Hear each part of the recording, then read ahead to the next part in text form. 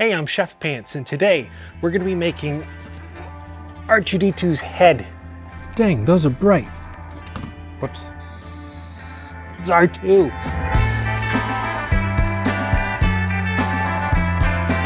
So there are literally tens of thousands of fan-made R2-D2's out there in the world. And the guys and gals who are building these are so unbelievably talented, and their droids are so complex and so perfect that it can often feel very overwhelming and sort of like an impossible task or project to take on.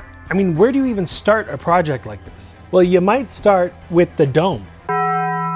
Now this was my R2-D2 that I finished back in 2023.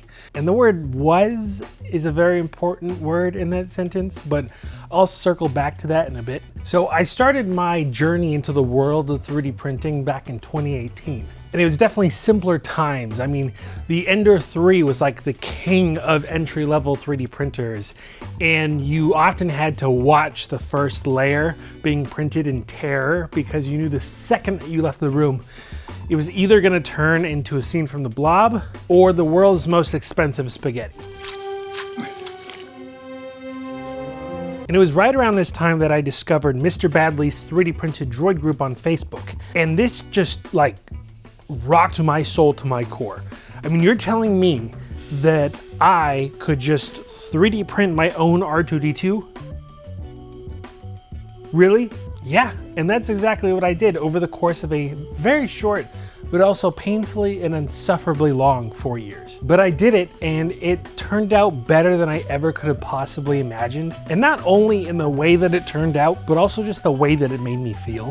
For years, I had dreamed about having my very own R2, and nothing could have possibly prepared me for the just utter joy that I felt after seeing him completed for the first time. I mean, this was by far the happiest I had ever been. But then I sold him.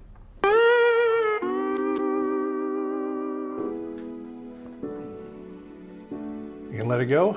Yeah, This is a project that took how long? 4 years. I'm sad to part with it, but you know, I'm just gonna make another one. So I recently bought my own aluminum R2 dome, and it only cost me like a lot of money. But that's okay, because this is the sequel, and the studio raised our budget. Baseballs too. The search for more money. And this time we're gonna be doing things a bit differently, because I want this R2 to feel like he rolled off the set of Empire Strikes Back and into my workshop. And I'm gonna do it in 6 months. Stop laughing at the screen. I'm serious. I'm gonna do it. Really. The reason being, I'm getting married in 8 months, and believe it or not, R2 here is gonna be part of the wedding party. So you can take your laughter and turn it into a congratulations, you sassy pants. See, that being said, I know what you're thinking. Didn't it take you 4 years to complete the last R2-D2? And wasn't that R2 basically just a static model that barely moved, that made it pretty much just a glorified decoration? Shame on you. You don't believe in me? But really, how are we gonna do this? Because despite what I said before, our budget is kind of thinner than a Star Wars Rebels lightsaber. See, I've been doing an insane amount of research into how the original R2 operated. And I really want to start with the lights. You see, in 1977, the lighting effects for these were sort of done in completely different ways. The most complicated, I think, were the logic displays, and this was achieved using like a grid of fiber optic cables that were all running to a single light source, and between the fiber optics and the light source, there was like this little color wheel that would spin that would alternate between the different colors that would make the lights dance on R2. It's by far like the coolest lighting effect that R2 has. It is chef's kiss. It's amazing. I want to have something that's as close to the original R2 as possible. And that's what I tried to do on my last R2 by using the fiber optic cable technique. And what I used for that is a cluster of these mini 3mm blinking LEDs.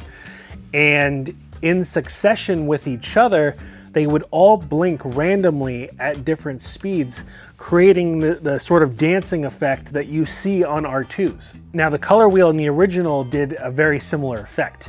However, for my R2, I work with LEDs a lot, and I knew that it would be sort of a foolproof way of getting the same effect. See, a lot of the decisions that I'm going to be making on this R2 aren't necessarily ones that are the most accurate to the original. Instead, what I want is for my R2 to give me the nostalgia of what I remember R2 being like. And this technique is also a lot different than what most droid builders do. See, most droid builders will use a light kit, and there's a lot of them out there. And there's nothing wrong with those. I mean, they're pretty much flawless. You just plug them in and you're set to go. Going with pretty much any other technique would be a lot easier. But that's just not what I want for my droid, so. All right, so I have all the leads spliced. I guess we'll wire it up and give it a go. Moment of truth. Whoa! Dang, those are bright. Bada bing, bada boom, baby. That's gonna work good. Okay, so now I need to find out how many of these strands fit into one of those holes.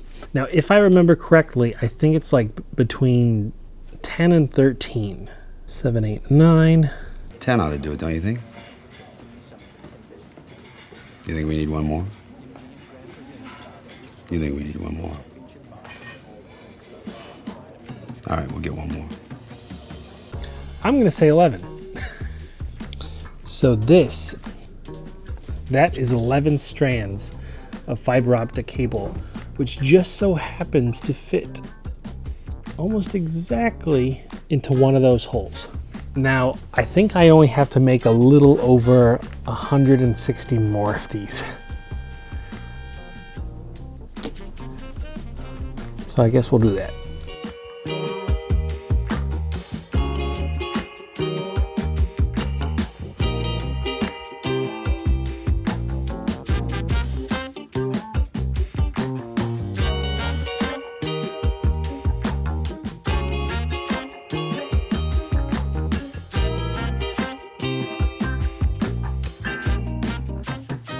All right, here's the second one, all done. This one went a lot faster than the last one, which is good because the third one we have to do is bigger than both of these combined. Bada bing, bada boom, baby. All right, now, as always, at the risk of ruining it all at this point, I am going to go and chop this whole thing right there. Ta-da! Ready? All right, look at that. Oh, you know, we can actually plug this in. So here is our light cluster, and we put it up to here. That's brilliant. So now I have to model and 3D print the housing that's going to connect these two at the right distance. What I think I want is for them to be just a millimeter apart.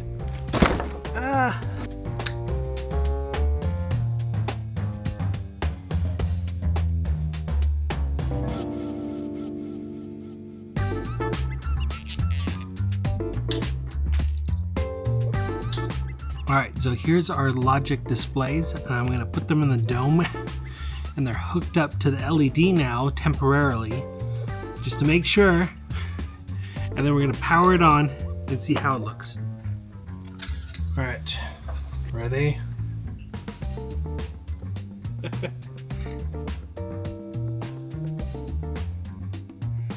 It works. That is awesome. I'm very happy with that. There's something inside of me that wants to do the color wheel now.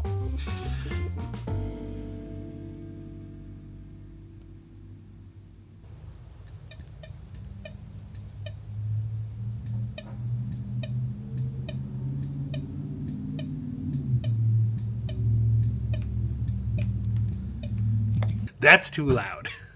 So I got a little obsessive over trying to figure out how to do R2's PSI lights, or his process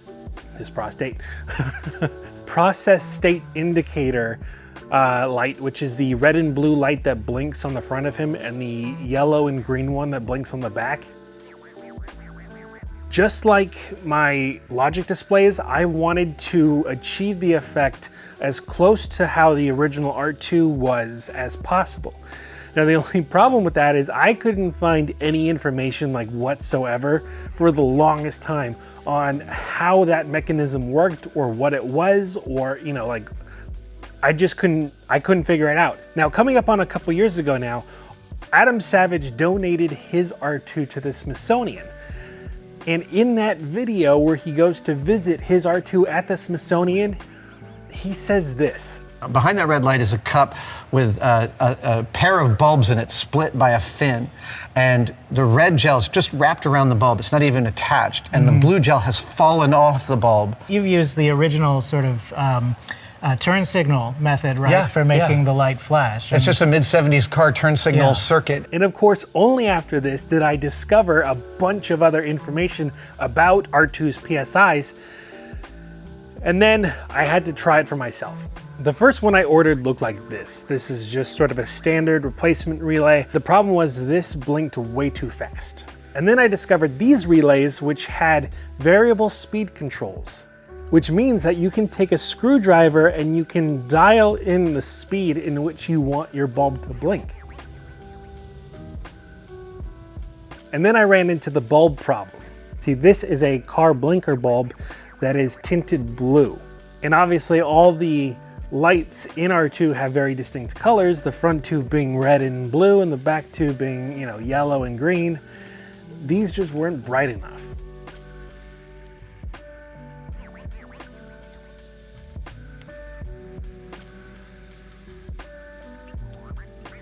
And so I thought to myself, well, they gotta make LED replacements for them, right? And they do. And they are a lot brighter.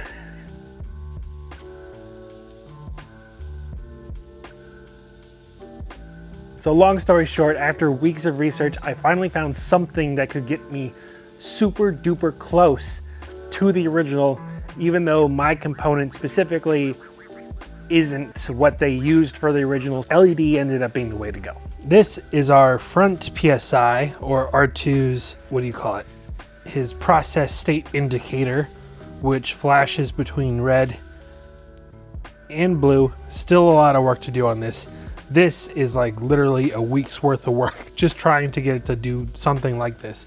And then this one, which I'm super happy with, flashes between yellow and green.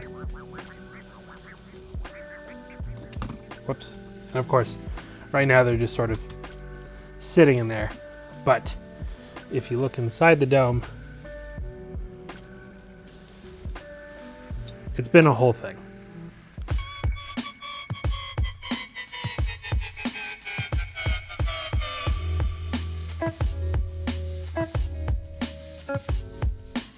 So I've run into a little bit of a dilemma with my R2-D2 paint. There is a lot of different colors that I could go with, specifically metallics. So I did a few tests. This is one of those. This is one of the paints that was just a little bit too bright for me. And although on my last R2 I went with more of a metallic blue, I think I ended up settling on this. This blue, which is the Rust-Oleum deep blue, that's the R2 blue that I'm gonna go with. After doing some weathering tests on it, I just like the look of it. And it's a blue that very closely resembles the blue in the prequel trilogy, which I like. That's all. I really like it, and I'm gonna go paint the panels now. Now, I will say that my work area is a complete mess, so I think I'm gonna do a major cleanup and reorganization before I go and paint. But instead of doing a time lapse, I think I'll just do the clap thing, and this will all be good. That way I don't actually have to physically do it. Through the power of editing, it'll just be gone. Ready?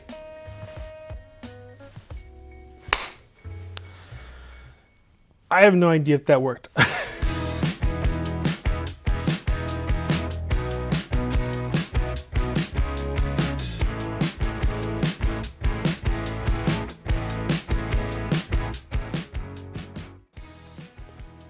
Boom. The last panel. I have the other lights, the front lights temporarily hooked up as well. So this is what those look like. If that ain't starting to look like R2.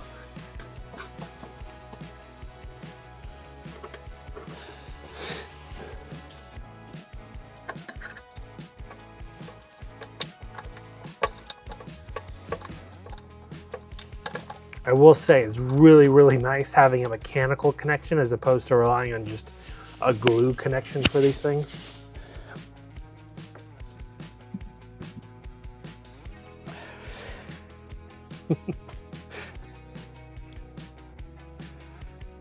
Oh my God. Still hasn't fully set in, specifically because none of his holo projectors are painted. But look at that. That is R2-D2's dome.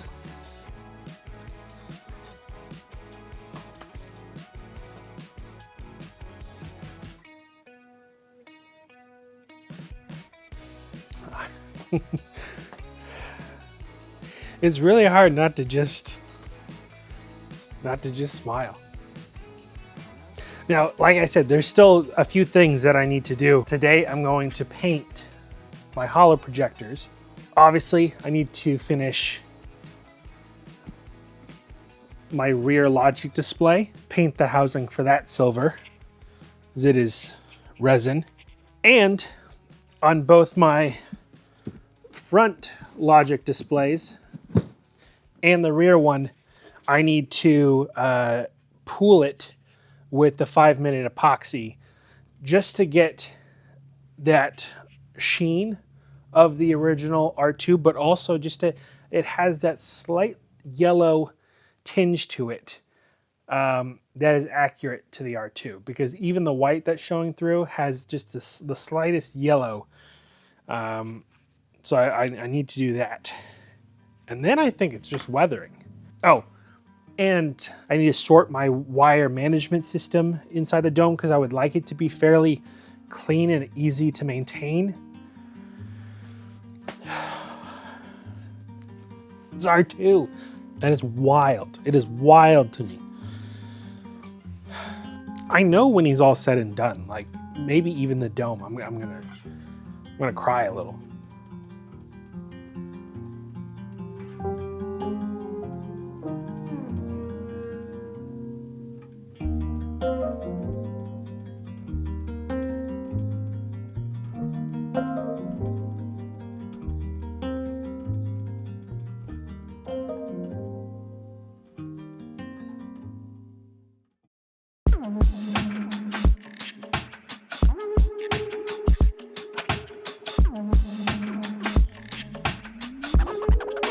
There it is.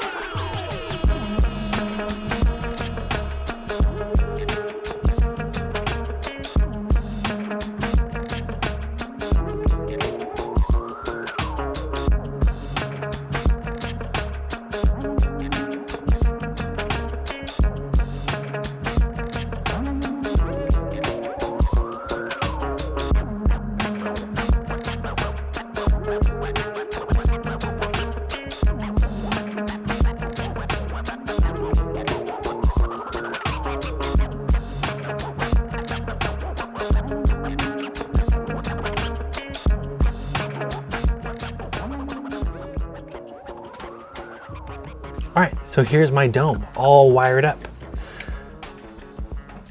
Well, hopefully all that hot glue holds. Yeah, I think we're good for now.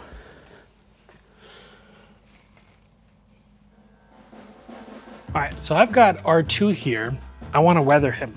He's too shiny, he's too pristine. I don't want R2 that just rolled off the assembly line. I want R2 from the movie. He's too clean. He's only clean like once in the movies. So I think first, I'm going to do a bit of black wash so that I can get a little bit of grime and stuff into his body panels. And then I'm gonna move on to this, which is Tresemme Touch-Up Hairspray, which is hairspray that's got some color in it for touch-ups in your roots and whatnot. But this stuff works fantastic for weathering Star Wars props. Now, for some reason, I don't have brown, so I'm gonna mix some. I guess we'll call this Dagobah Mud. Start on the back side.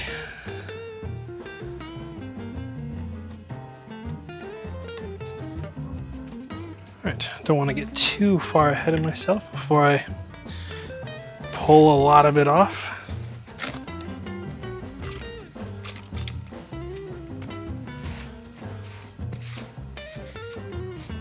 I'll be honest, it's a bit scary. This is just the brown wash.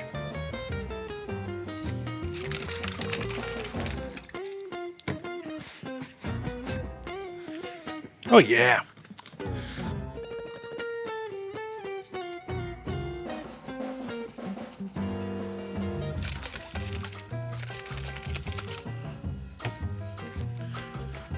Now this also is where a lot of my crimes in my paint job are going to get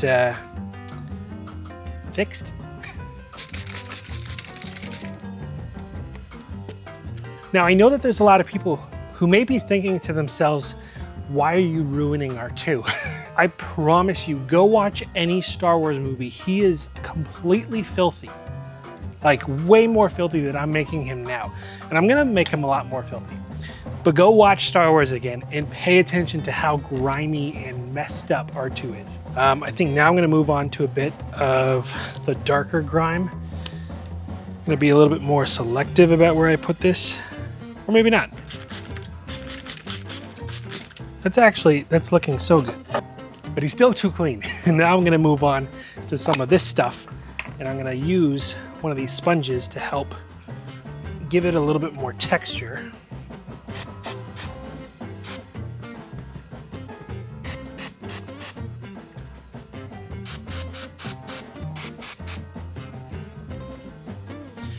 He is about as weathered as I want to give him right now. So I think what I need to do is plug him in, see how it's all looking. Just plug him in. Oh, wow. He is just awesome. Just awesome. I mean, that is R2 as I see him in my head. I am super happy with that. So a couple updates in this Star Wars saga. There's one version of a motor mount for the body that I tried before I realized that I already had a pre-cut styrene piece for it. Spent way too much time on that. The second thing that I realized, and this was after a few posts that I made to the R2 Builders Club on Facebook, I realized that a lot of people were very encouraging to do the color wheel. And so I ordered the stuff to do a color wheel, and it's not that difficult. And I modeled up a 3D printed replacement part to do the color wheel, as well as these tiny, tiny little gear motors that slot into my 3D printed part. And then this housing, this little metal bracket, which will house, or hold rather, the color wheel, will spin in between this crack. The light shines through it this way into the fiber optic, and this is like the pre-existing mount that I already have wired up and everything, or like fixed into my dome. I think it should work. But I think before I do that, I am going to clean off R2 just a little bit for two reasons. One, so that my hands don't get as dirty when I'm handling him, and also so I can get a slightly better look on how he's going to be, because he's just a little too dirty right now. And I think it's just going to bother me too much.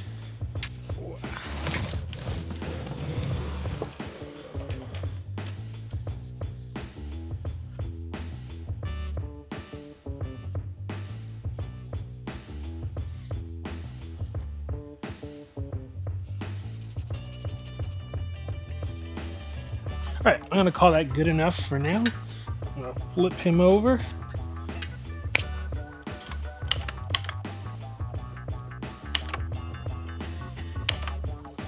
It's not bad.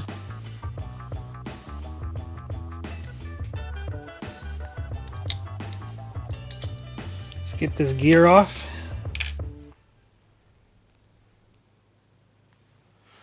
That may be a slightly more permanent hold than I meant it to be, but that's fine. That's fine, because now we need to wire up our motor. All right, let's test our light. Boom. I think that's pretty good.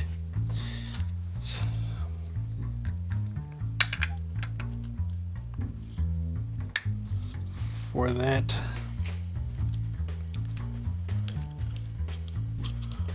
push this through. Let's tighten this up. All right, so far so good.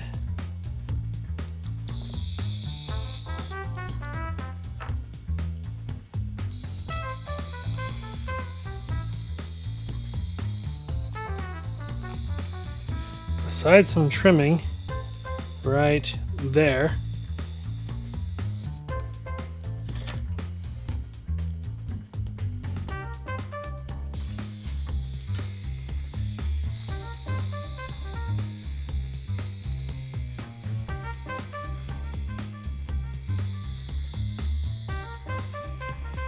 I mean, it's working.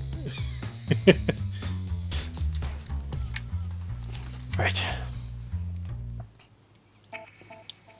So I've separated that. Hopefully this can just push out of the way. Let's get our light hooked up.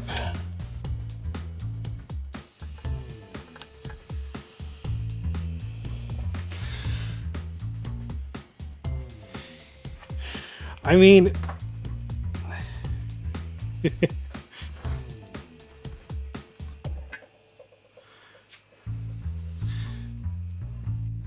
it's definitely working. The question is it working enough? Because right now it kind of looks like rain.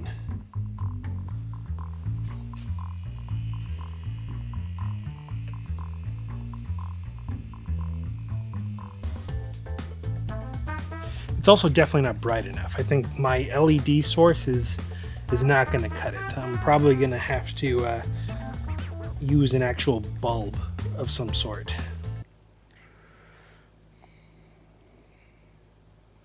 All right, so here's the thing with the color wheel.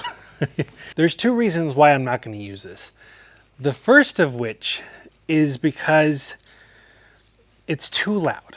Maybe I will find a small, low RPM motor that is quiet. However, one of these is kind of loud, and two of them in there, I don't want people's interaction with R2 to have this weird buzzing sound coming from inside his head. And that's something that I could get past as well. But the second problem that I have with this is it's a little finicky.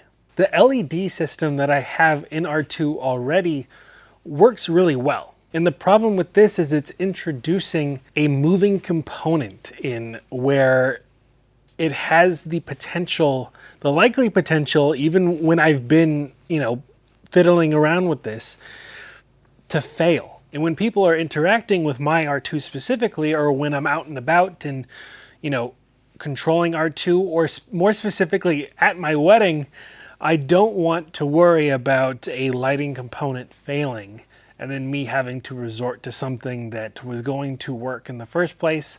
And yeah, I'm not giving up on this. However, for my R2 at the current moment, I have not found the version of this that is going to work reliably every single time. I really tried. But other than that, I mean, how cool. I mean, that in and of itself is kind of like a piece of art. So I'm gonna have to display that somewhere. Not only just because I'm really super stoked that I figured out how to make that, but also it just kind of looks cool. So I'm gonna have to display it somewhere. I'll have to get like a little case for it or something. So one of the last things I have to do on R2's dome is just drill out these holes just a little bit. I have to make them a little bit bigger, specifically so that they can reliably slide onto the pegs each time without having to worry too much. There we go.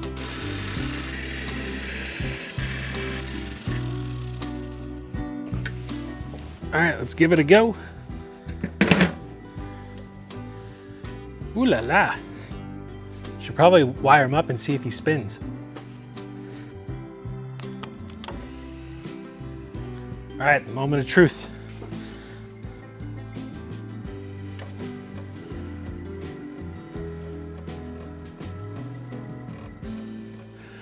I have a feeling I'm getting a little bit of low voltage somewhere. I'm probably gonna have to work on that. But that is pretty freaking cool. I've got an R2 that's looking around. That's R2-D2. Now there's definitely a level of like surrealness when I'm looking at him, because